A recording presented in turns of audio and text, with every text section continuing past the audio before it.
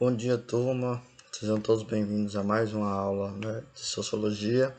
A gente vai dar continuidade a nossos estudos sobre as teorias de Karl Marx, suas conceituações teóricas.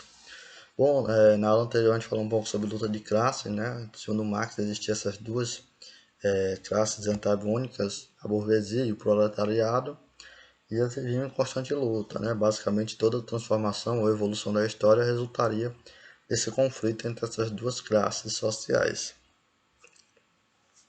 Hoje a gente vai falar um pouco mais sobre o conceito de alienação, embora também esteja relacionado um pouco com luta de classe e trabalho.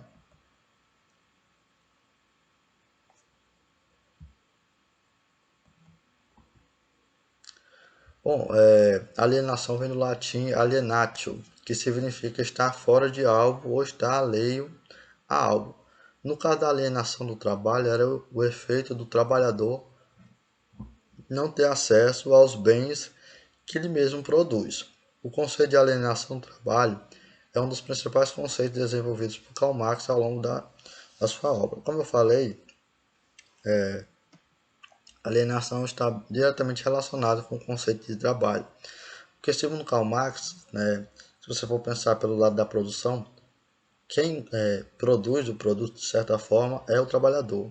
É o trabalhador que produz. Se não tiver trabalhador, não tem produto. No entanto, o trabalhador ele não participa da divisão dos lucros desse produto final e nem controla sobre ele, ou seja, seria alienação, a partir do momento que o trabalhador não tem mais o controle sobre essa produção final. Vai abordar um pouco mais na frente. Na linha de produção, por exemplo, o trabalhador faz apenas parte do processo, estando completamente alheio ao produto final e, por conseguinte, do valor agregado ao bem a partir do seu trabalho. Entretanto, é pelo trabalho que, ao longo da história, o indivíduo se humaniza, domina e transforma a natureza a favor das suas necessidades. É importante aqui a gente fazer uma distinção entre trabalho e emprego. Trabalho é o ato de transformar a natureza, ou intervir nela através de ação humana, através de ferramentas. O emprego é uma relação que tem leis e estabelece princípios e causas. E que você tem um salário. Você pode pensar isso pela a relação do trabalho doméstico, Você pensar que uma empregada doméstica, basicamente, ela é uma empregada, Porque ela trabalha, tem um salário e tem determinadas funções a ser cumprida. No entanto, a sua mãe ou algum parente seu que trabalha, trabalha em casa, lavando roupa, cuidando, lavando as vasilhas e tal, ela trabalha, Mas ela não recebe salário, então isso não é considerado um emprego. No entanto, isso é um trabalho, é um ato de modificação da natureza e tal. Ou seja, dá para você conceber essa diferença entre trabalho e emprego. Então, na sua obra, O Capital, como eu falei, Karl Marx ele argumenta ao longo da história que o desenvolvimento da história do ser humano, desde o seu início até os dias atuais, ocorre por meio da luta de classes, ou seja, das duas classes antagônicas, a burguesia e o proletariado. Desse modo, o trabalho, quando não dedicado ao interesse da humanidade, e sim de um grupo específico, torna-se trabalho alienado, ou seja, no trabalho, a partir da sociedade capitalista, da Revolução Industrial, você tem os dois grupos, o grupo do proletariado e da burguesia. A burguesia é o dono das fábricas, ou seja, do meio de produção e da matéria-prima. No entanto, o trabalhador resta apenas a sua mão de trabalho. Nesse processo, esse trabalho, ele visa atender não as necessidades do trabalhador, Ele busca atender o quê? As necessidades do dono da fábrica, ou seja, do proprietário, que é a geração de lucro para ele. Tanto, por exemplo, a partir de toda a fábrica, por exemplo, o empresário ele vai investir um capital na mão de obra, nos maquinários, em determinadas investimentos. Então, com esse investimento, ele vai querer um retorno.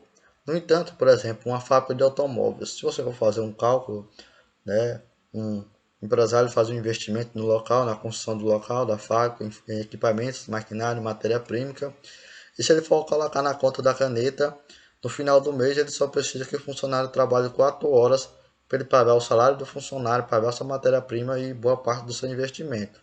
No entanto, o trabalhador trabalha 8 horas, ou seja, todas aquelas 4 horas restantes que o trabalhador trabalha é somente para atender o interesse do proprietário.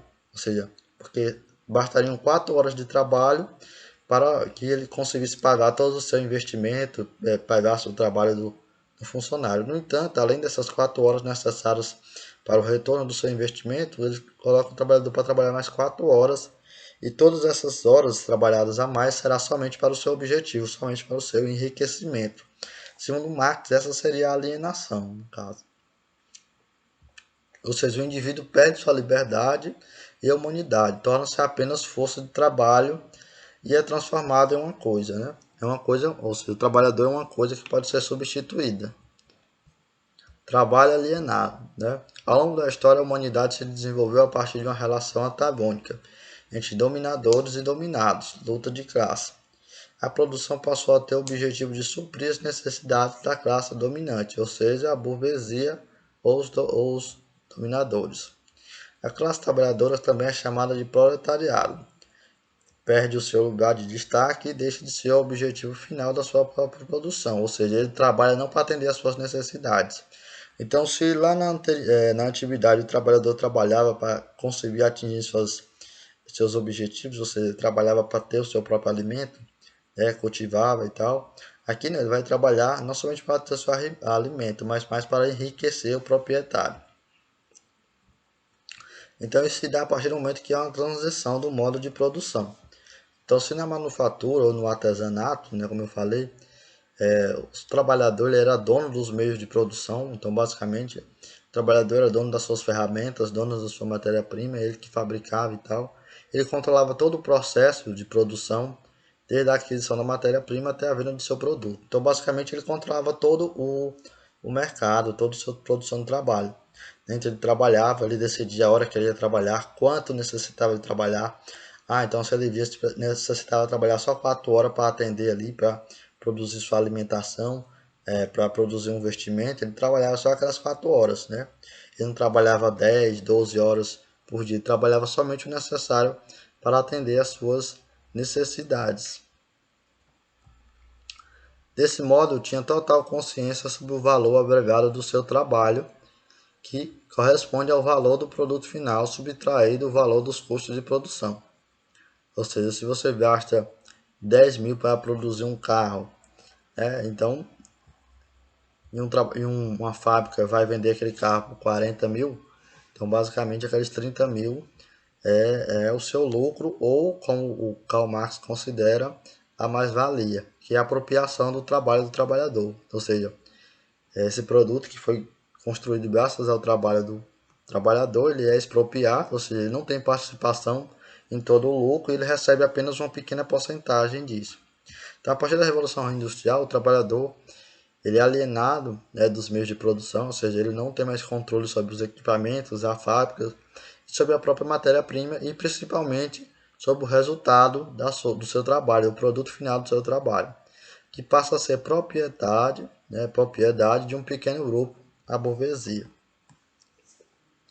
Então a burguesia é também dona final do produto.